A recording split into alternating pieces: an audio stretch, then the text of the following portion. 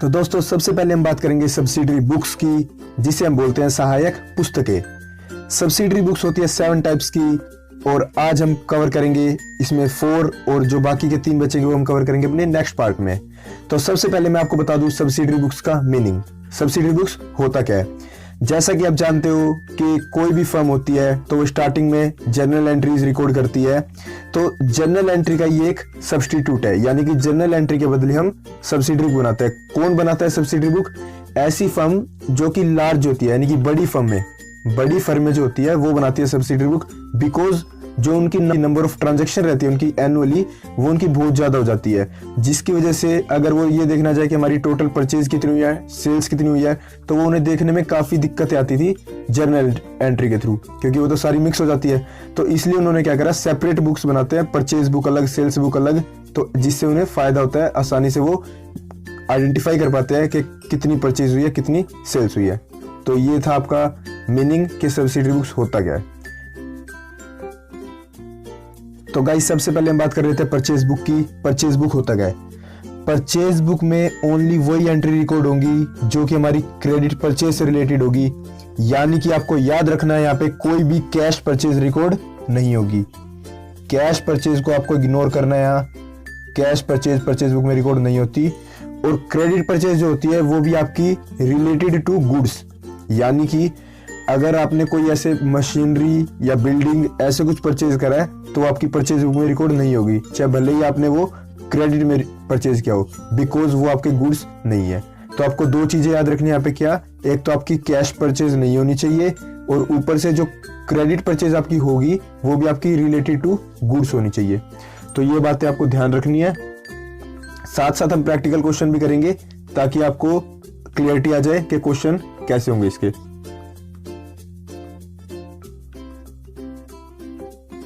तो guys question आपने देख लिया होगा। क्वेश्चन में कह रहा है कि Narayan and company entered into following transaction of purchases. 1 फरवरी को बोल रहा है कि परचेज करा है हमने ब्राउन एंड कंपनी से। देखो क्या क्या परचेज करा है। तो ये आपका फॉर्मेट हो जाएगा ऐसे। अब स्टार्ट करना हमें क्या, 2017 की बात है, 1 फरवरी को। क्या बोल रहा है, किससे हमने परचेज करा है? यहाँ पे सब लिख देना आपको, ब्राउन एंड कंपनी। आप पहले ले रहे हो उससे 5 ग्रोस पेंसिल्स, फिर आप उससे लेते हो 1 ग्रोस रजिस्टर। अब इनके अमाउंट देखो, फर्स्ट वाले का जो अमाउंट है वो आपका 100 रुपीज एंड सेकेंड वाले का आपका 200 रुपीज ईच। तो ये आपके 5 × 100 करोगे तो 500 रुपीज के तो ये आ जाएंगे, और 1 ये 200 का, ये आपके 200 ही रहेंगे। ठीक है। अब ये आपका टोटल कितना हो जाएगा यहाँ पे, 700। फिर उन्होंने यहाँ पे लिखा हुआ है माइनस ट्रेड डिस्काउंट, कितना, 10%। तो अगर ये 10% होगा तो यहाँ पे आपका कितना आ जाएगा, 70। ये माइनस कर देना, बाहर कितना चल जाएगा, 630। ठीक है। अब बात करते हैं आगे। अब देखो क्या कह रहा है। 3 फरवरी को वो क्या कह रहा है सीधा, purchase computer printer for office use.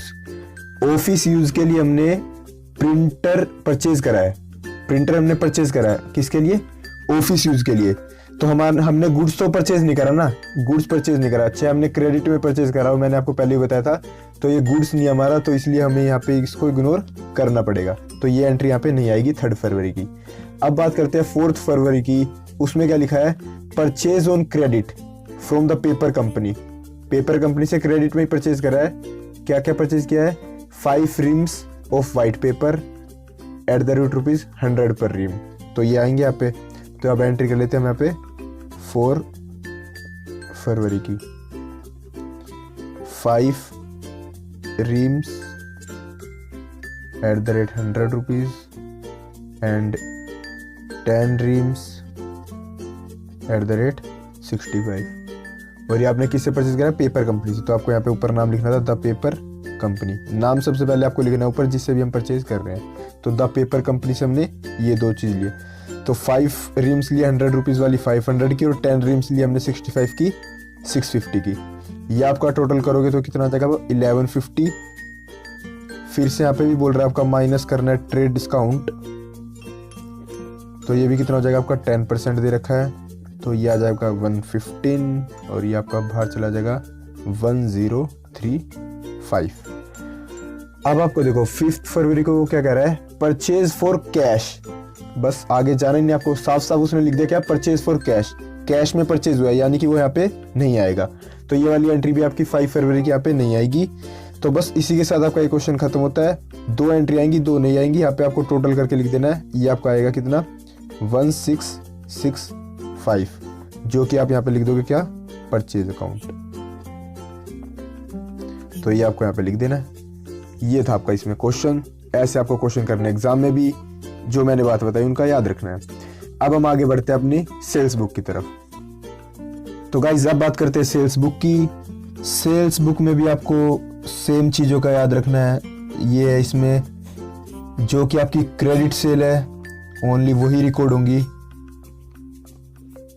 Cash cell आपकी रिकॉर्ड नहीं होंगी। कैश सेल को क्रॉस कर दो, क्रेडिट सेल को टिक का निशान लगा दो। क्रेडिट सेल आपकी रिकॉर्ड होगी, कैश सेल आपकी रिकॉर्ड नहीं होगी। और क्रेडिट सेल्स जो है वो भी आपकी क्या होनी चाहिए, वो भी रिलेटेड टू गुड्स। यानी कि अगर आप कोई अपना ओल्ड फर्नीचर बेच रहे हो, कोई मशीनरी बेच रहे हो, तो आपको यहाँ पे वो रिकॉर्ड नहीं करनी। ठीक है, तो इसका भी एक प्रैक्टिकल क्वेश्चन कर लेते हैं।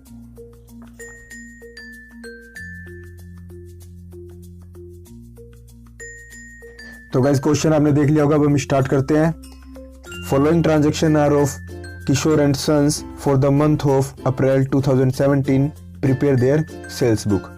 3 अप्रैल को वो क्या कह रहा है, सबसे पहले सोल्ड करा हमने Gupta and Verma on credit.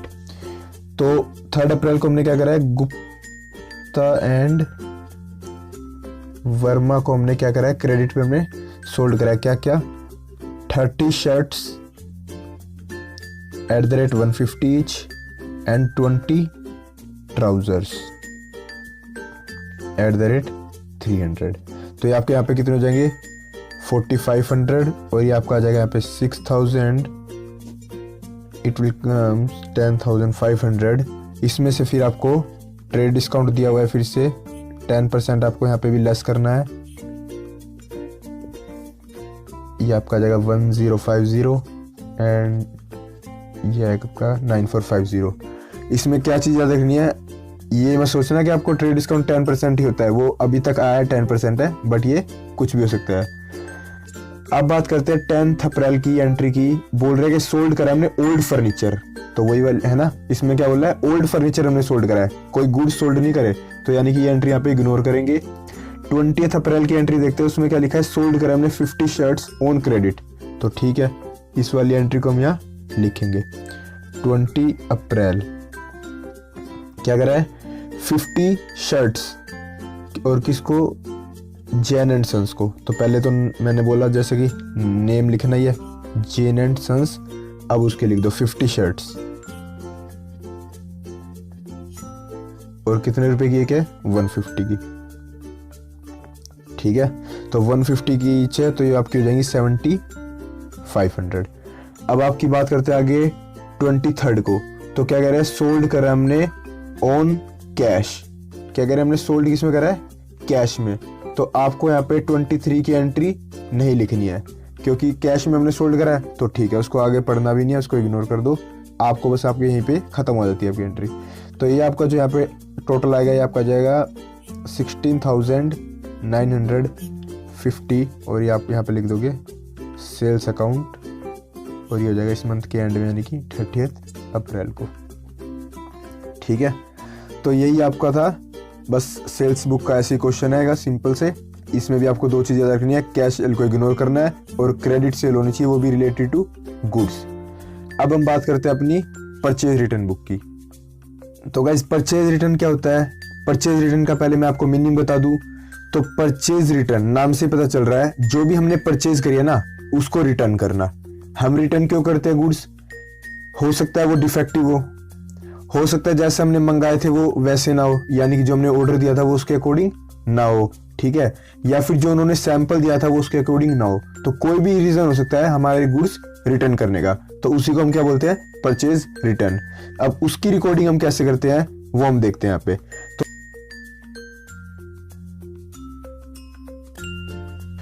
तो गाइस क्वेश्चन आपने देख लिया होगा, स्टार्ट करते हैं।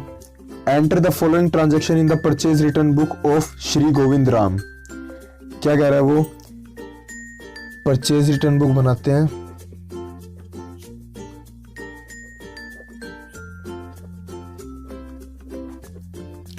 तो फॉर्मेट आपका सेम ही रहेगा इसमें भी, date, particular, ledger folio, details, amount. ठीक है, तो वो फर्स्ट एंट्री क्या बोल रहा है आपको, 15 जून की रिटर्न करा हमने goods to Ram Kishan and sons for ₹2000। यानी कि राम किशन एंड सन थे, उनको उसने क्या करा, रिटर्न कर दिया गुड्स 2000 रुपीज के। तो 2000 में लिख रहा हूँ डिटेल में, क्यों, क्योंकि उसने आगे लिखा हुआ है कि ट्रेड डिस्काउंट देना 10%। तो ट्रेड डिस्काउंट तो आपका यहाँ भी माइनस होगा। ठीक है, क्यों होगा माइनस, अगर आपने जब परचेज लेते वक्त रिटर्न ट्रेड डिस्काउंट माइनस क्या होगा, तो जब परचेज रिटर्न करोगे तो भी तो उसको माइनस करोगे, तो 200 यहाँ पे माइनस हो जाएगा, ये आपका आएगा 1800।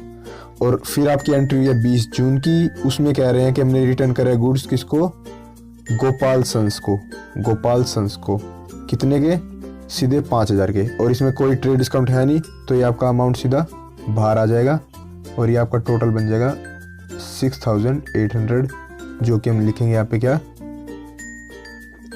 Purchase returns account. Purchase returns account आपका क्या होता है, क्रेडिट, तो यहाँ पे आप क्रेडिट लिख देना। और ये आपका एंड कब होगा, मंथ 30 जून को। तो ये आपका हो गया क्वेश्चन परचेज रिटर्न का। अब हम बात कर लेते हैं अपनी सेल्स रिटर्न बुक की। तो गाइस सेल्स रिटर्न बुक भी परचेज रिटर्न बुक की तरह है। जैसे कि परचेज रिटर्न में हम परचेज रिटर्न को रिकॉर्ड करते हैं, ऐसे ही हम सेल्स रिटर्न बुक में रिकॉर्ड करेंगे सेल्स रिटर्न को।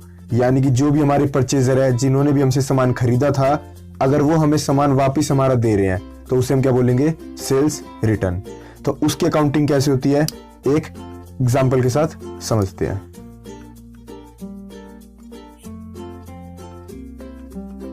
तो क्वेश्चन आपने देख लिया होगा, क्वेश्चन क्या कह रहा है, prepare the sales return book in the books of Ramlal and company.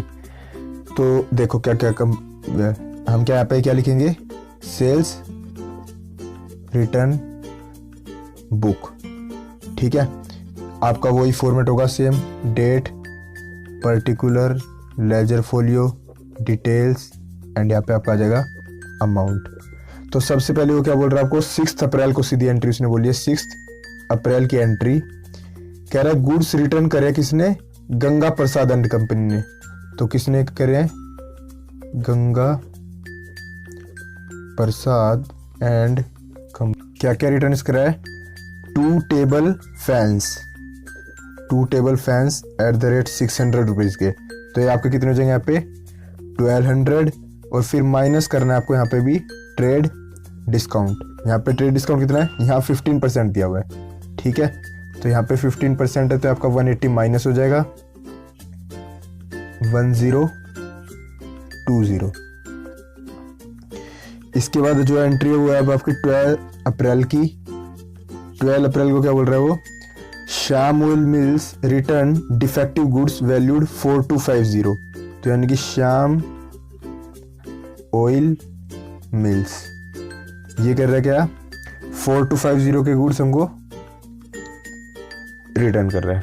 तो ये जो आपका इस बार टोटल आ जाएगा रिटर्न का, ये आ जाएगा 5270। ये कर देना आपको सेल्स रिटर्न अकाउंट। और ये सेल्स रिटर्न क्या होता है आपका, डेबिट, तो आपको यहाँ पे लिखना है डेबिट। तो बस यही था आपका सेल्स रिटर्न बुक में। इसी के साथ हमारे पहले 4 जो हैं वो आपके कवर होते हैं। बाकी के जो 3 हैं वो हम कवर करेंगे अपनी नेक्स्ट वीडियो में। इसी के साथ आपसे लेते हैं अलविदा, बाय बाय दोस्तों।